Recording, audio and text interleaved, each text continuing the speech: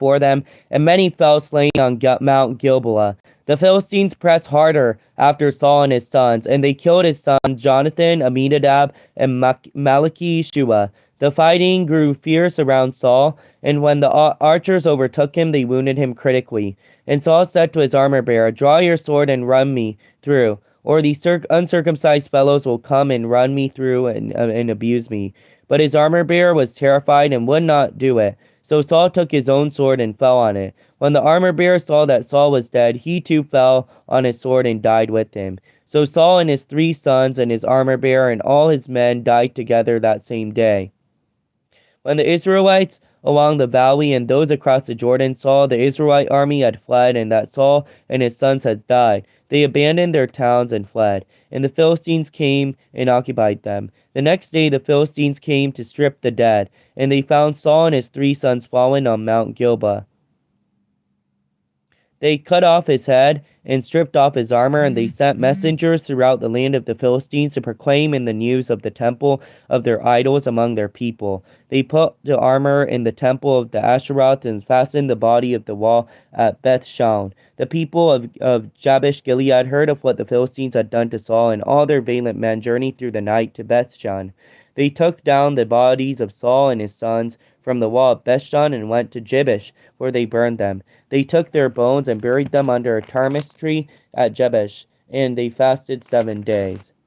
ペリシテ人はイスラエルと戦った。その時、イスラエルの人々はペリシテ人の前から逃げ、ギルボア山で刺し殺されて倒れた。ペリシテ人はサウルとその息子たちに追い迫って、サウルの息子ヨナタン、アミナダブ、マルキシュアを撃ち殺した。攻撃はサウルに召集し、いてたちが彼を狙い撃ちにしたので、彼はイテたちのためにひどい傷を負った。サウルは道具持ちに言った。お前の剣を抜いて、そこで私を刺し殺してくれ。割礼を受けていない者どもがやってきて、私を刺し殺し、私をなぶり者にするといけないからだ。しかし道具持ちは非常に恐れて、とてもその気になれなかった。そこでサウルは剣を取り、その上にうつ伏せに倒れた。道具持ちもサウルの死んだのを見届けると、自分の剣のうつ伏せに倒れて、サウルのそばで死んだ。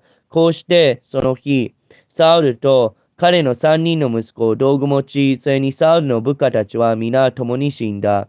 谷の向こう側とヨルダン川の向こう側にいたイスラエルの人々はイスラエルの兵士たちが逃げ、サウルとその息子たちが死んだのを見て、町々を捨てて逃げ去った。それでペリシテ人がやってきてそこに住んだ。翌日ペリシテ人がその殺した者たちから剥ぎ取ろうとしてやってきたとき、サウルとその3人の息子がギルボア山で倒れているのを見つけた。彼らはサウルの首を切り、その武具を剥ぎ取った。そしてペリシテ人の地にあまねく人を送って、彼らの偶像と宮の民とに告げ知らせた。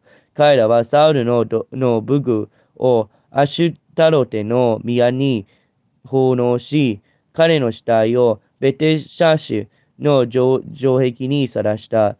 ベシュギリュアでの住民、ペリシテ人のサウルに対する仕打ちを聞いたとき、勇士たちを皆立ち上がり、湯を通して歩いて行って、サウルの死体、その息子たちの死体をベシャンの城壁から取り外し、それをヤベシュに運んで、そこで焼いた。それからその骨を取って、ヤシュにある柳の木の下に葬り、7日間断食した。